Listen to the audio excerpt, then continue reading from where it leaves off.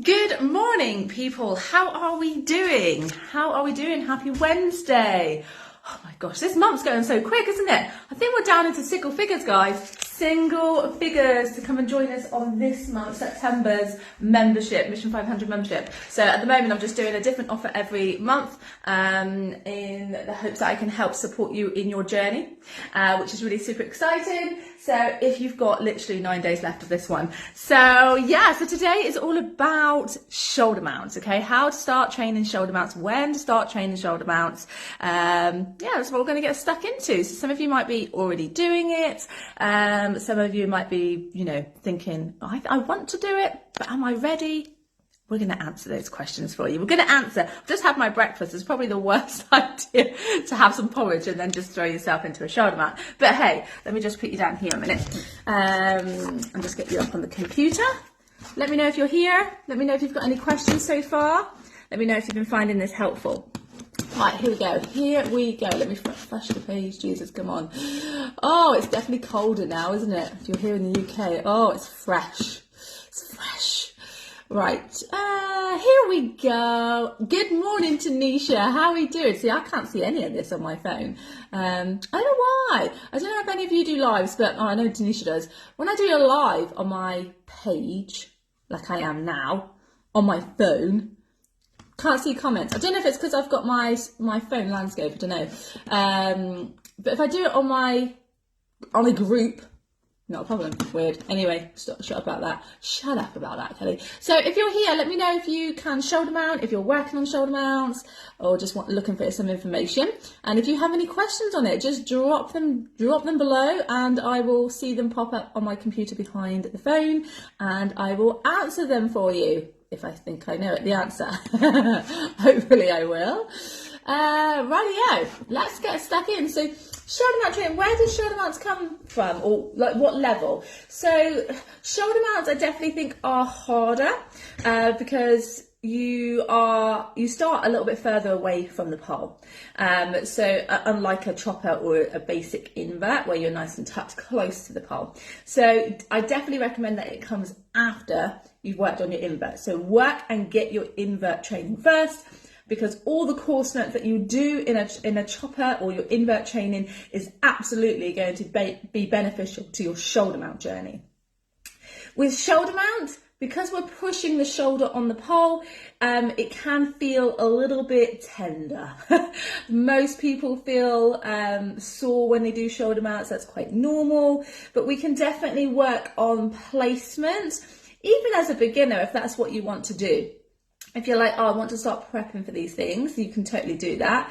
So you can do things like flutter kicks. We can do things like a hip bridge on the floor, but with a shoulder on. So I'll show you those couple of things.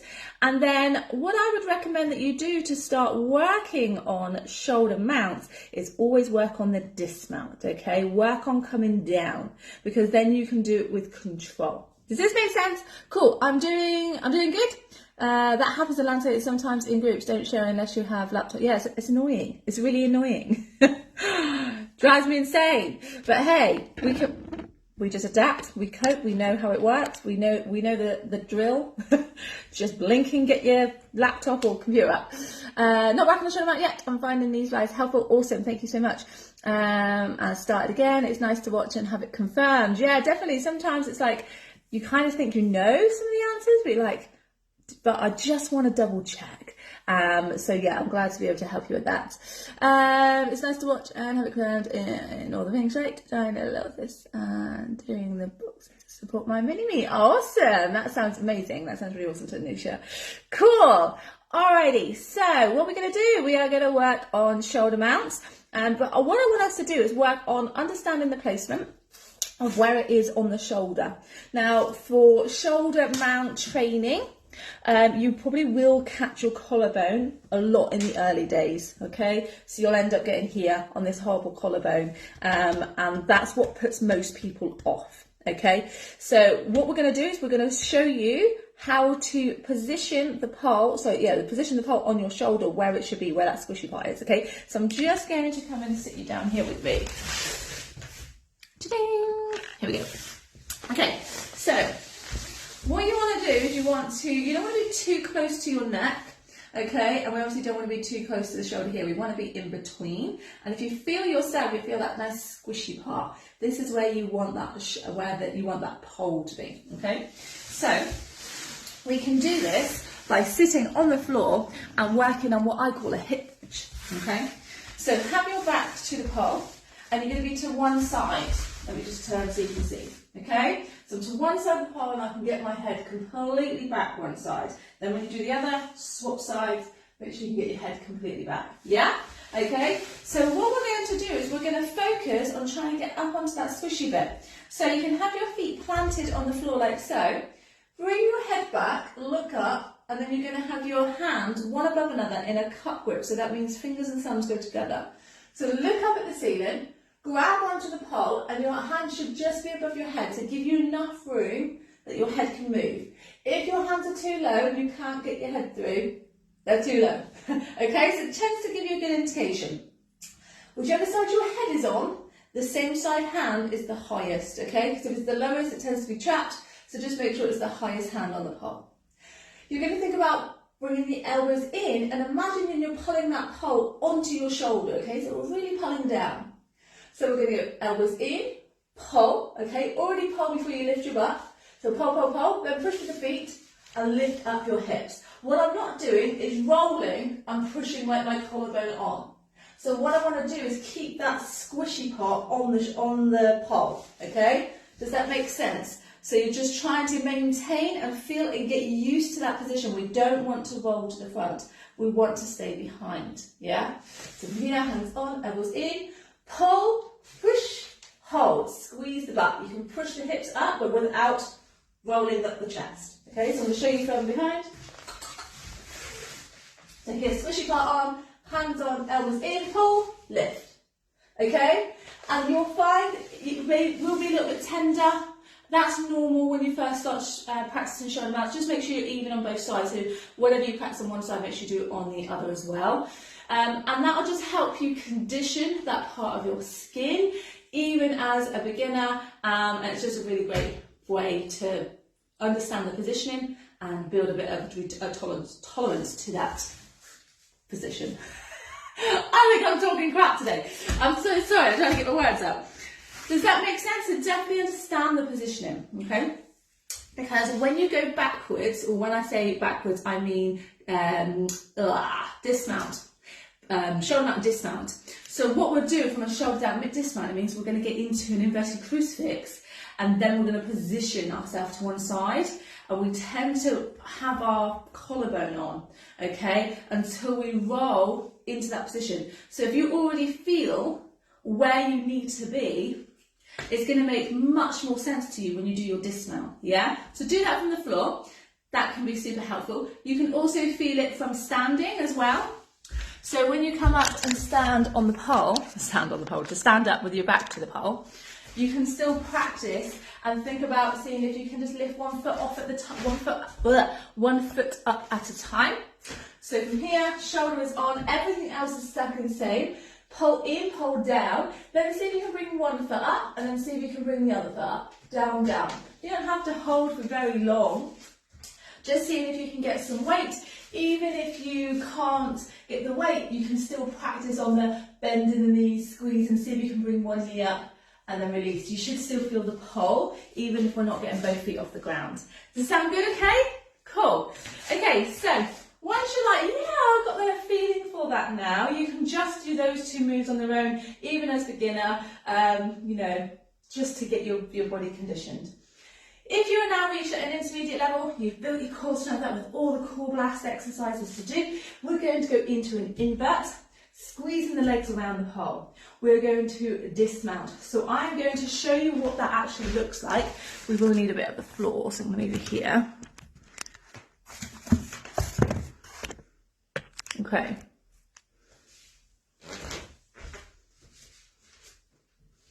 So I'm going to go a little bit lower. Okay, so I'm going to go into my crucifix. Okay, you don't have to put your hands on the floor. What we're going to do is we're going to put the hands onto the pole around belly button height and squeeze the elbows in. Okay, I'm going to bring my head to one side and I'm looking up at my knees. I'm then going to use my back foot or back shin to push into the pole, drop my butt back. Now at the moment I'm still on my collarbone. What you want to do is sort of round the back, which is usually counter everything I usually say. So we're going to round to try and get off the collarbone and get on that squishy part of the shoulder. Okay, then you can slide your feet down and land your butt to the ground. So we can work on that dismount, rolling from here to here. That is probably the hardest thing you'll do in shoulder mount training, is that conditioning part. And you'll absolutely hate it, everybody does.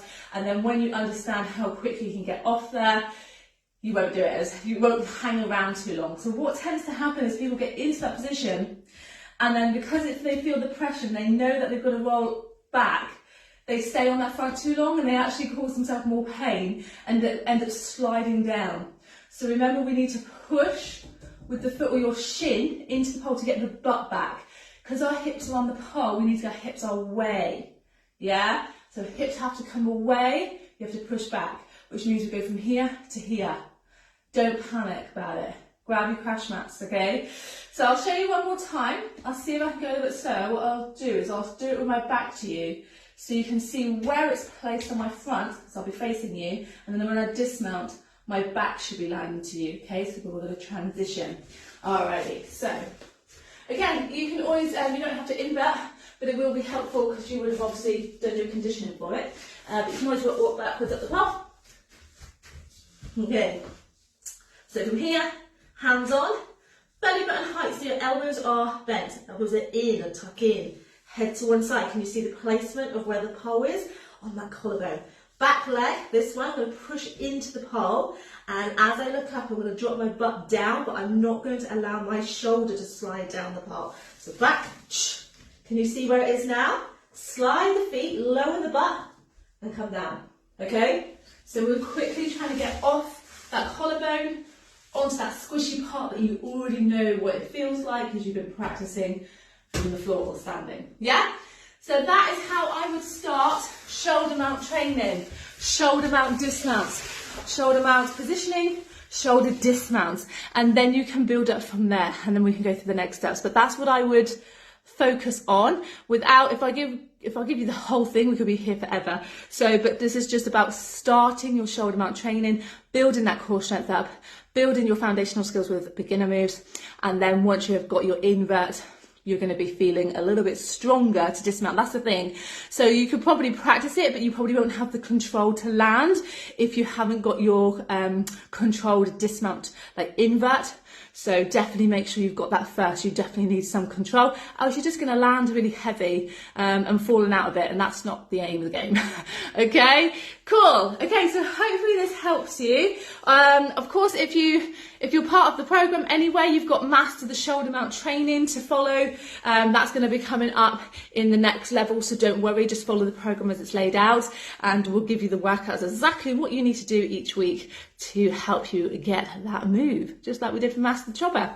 So have a great day, peeps. Let me know if this is helpful to you. If you've got any questions, it doesn't have to just be about shoulder mounts, it can be anything. I can always cover it in a different topic, but have a great day. Bye.